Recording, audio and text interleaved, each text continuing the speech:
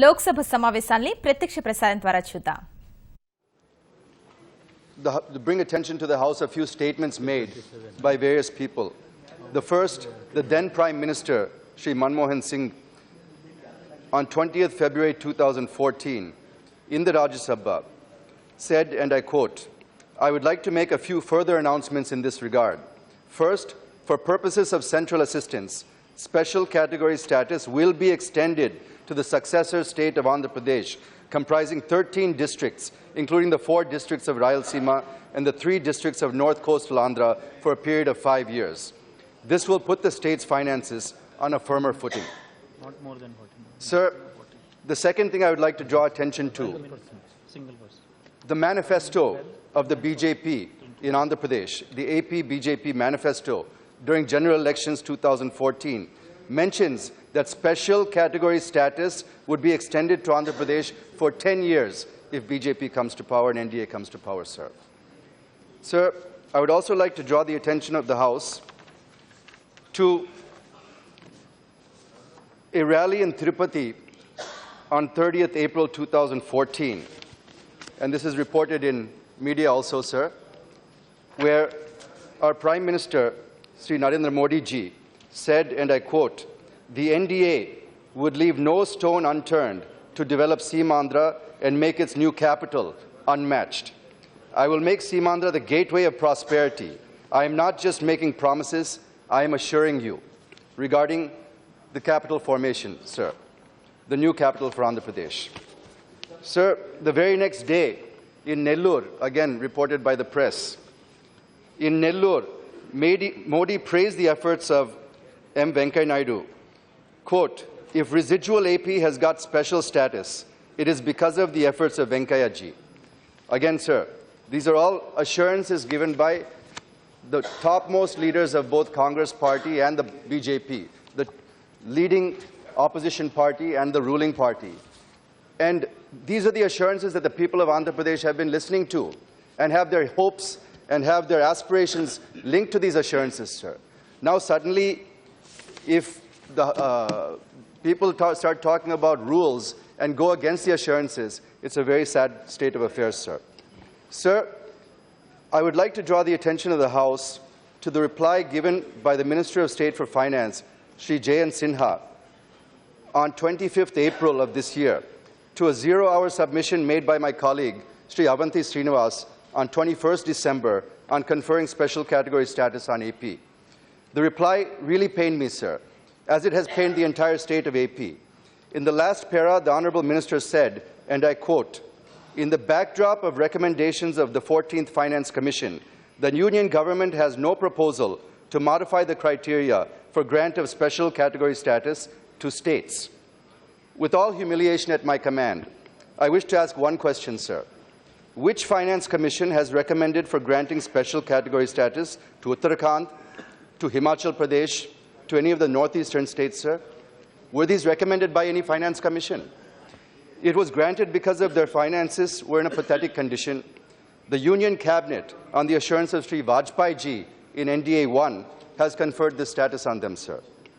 Sir, these expectations were created by both UPA 2 and NDA 2, before bifurcation, after bifurcation, and during the election campaign of 2014.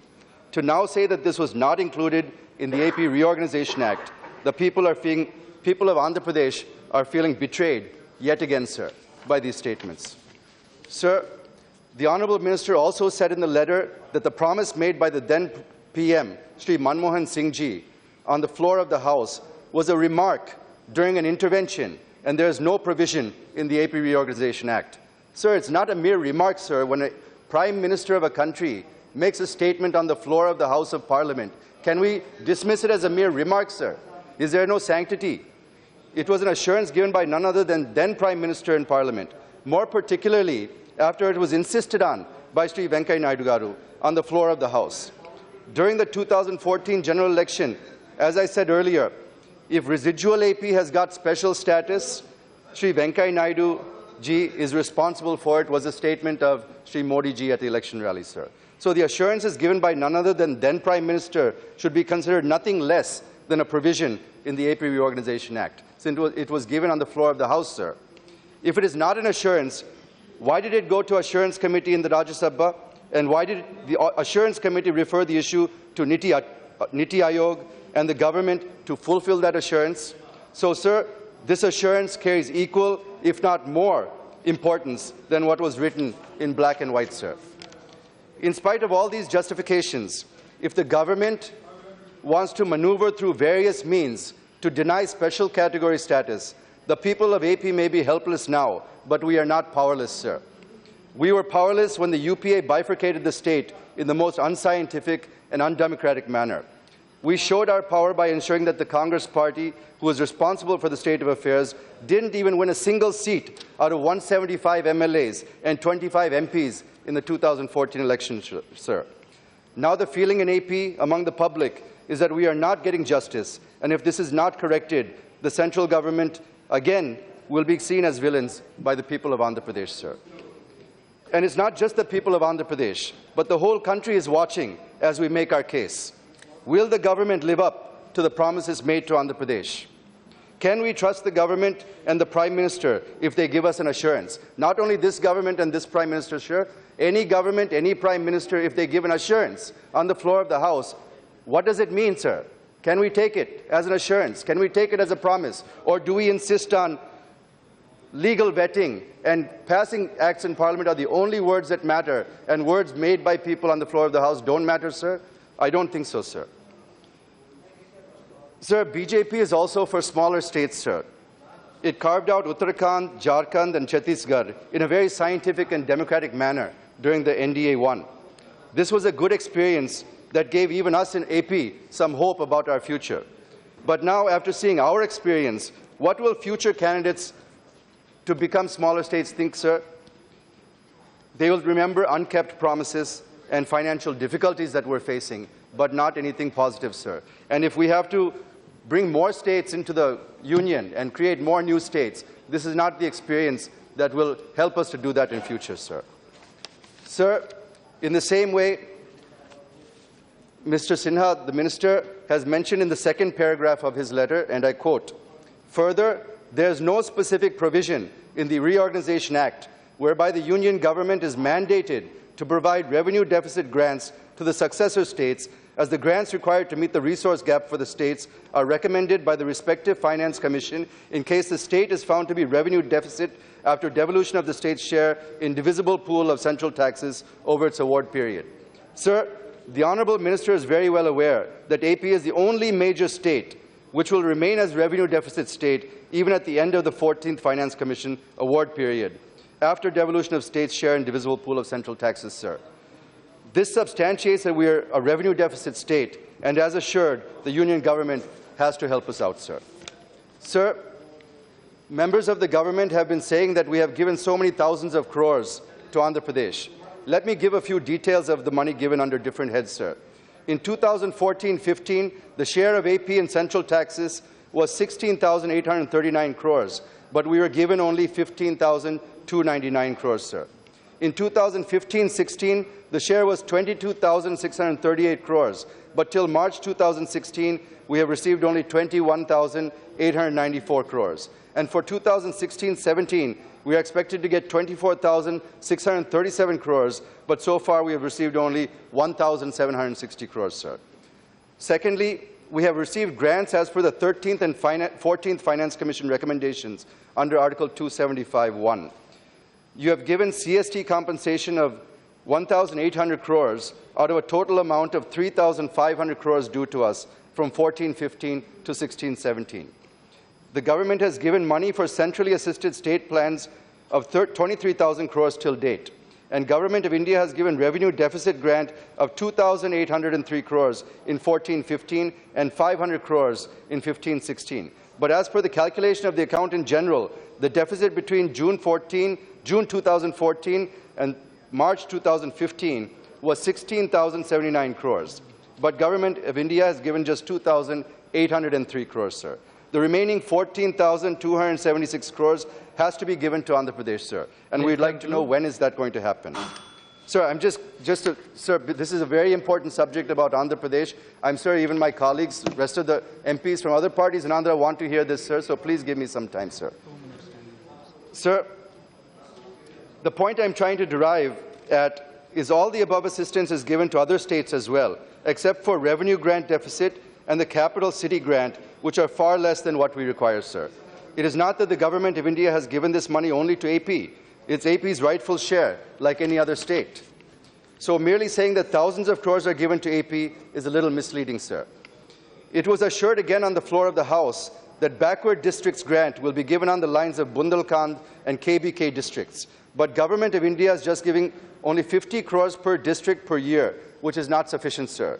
So the package given to KBK and Bundelkhand should be extended to backward districts of Andhra Pradesh on a per capita basis, sir. We're getting much less on a per capita basis than what was received in Bundelkhand.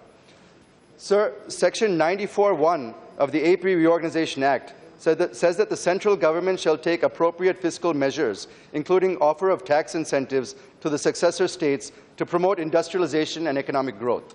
But here also, Government of India has given just 15% additional accelerated depreciation, another 15% additional investment allowance. But this is not on the lines of 100% Senvat, income tax, and service tax exemptions given to Uttarakhand and HP, which was promised to us, sir. So AP should also be given such incentives, which will help AP to attract investments, sir. Sir, even for Polavaram, the Finance Minister has so far given just 735 crores, sir. At this pace, it will take 57 years to complete this project. The Government of India promised that it would complete Polavaram by 2018. So I asked the Finance Minister, how can you complete the project by 2018 with meager allocations? The Government of AP has allocated 3,500 crores for Polavaram against Government of India's 100 crores given in this budget this year, sir, even though it's a national project. The Government of AP has already spent nearly 2,000 crores and has been requesting Government of India to reimburse the same. It has also not been approved, sir. Sir, these are some of the issues which I thought I should touch upon and request the Honourable Finance Minister to ponder over and do justice to AP, sir. Before concluding, sir, I would reiterate what I had said earlier, that AP is not a non-performing state, unlike other states which are deficit states, sir. We are a performing state, but by acts of this very Parliament, we are put in this financial crisis. So it is for this very Parliament to rectify the situation, sir. The people of Andhra Pradesh have been waiting patiently, but this patience is evaporating, to put it mildly. The real response is much more vociferous than I'm able to state in the House today. We are asking you to view this as an investment rather than as an expenditure. If we continue to be in financial crisis, it would be at the cost of the nation, sir. You will have to continue supporting us. But if you invest in us, we'll quickly turn around and become a growth engine of the country, which we are very capable of becoming, and become a part of the growth trajectory of the country, sir. So I'm concluding, sir. Sir, we have heard many assurances from the Prime Minister and Finance Minister and others many times inside and outside this House, right from the time of bifurcation to the campaign during 2014 elections, and many times since the formation of the NDA-2 government 2 years ago, sir. Now is the time for action, sir, not words or assurances. We need clarity and specific answers to the specific questions with respect to special category status, revenue deficit funding, Polavaram funding, capital city funding, industrial incentives in line with Himachal Pradesh and Uttarakhand, special development package for 7 backward districts in line with Bundelkhand, and a new railway zone, sir. We need to know in a comprehensive manner, not piecemeal, which will allow us to plan our finances, sir. We need to know for each of these what we will get, how much will we get, when will we get it, and how will we get it. Please answer these 4 questions in your reply, sir. What will we get? How much will we get? When will we get it? And how will we get it? This is what is eluding us all these years. Please answer this, sir. With vague assurances are creating more uncertainty and are no longer acceptable to us, sir. Thank you very much, sir. Please provide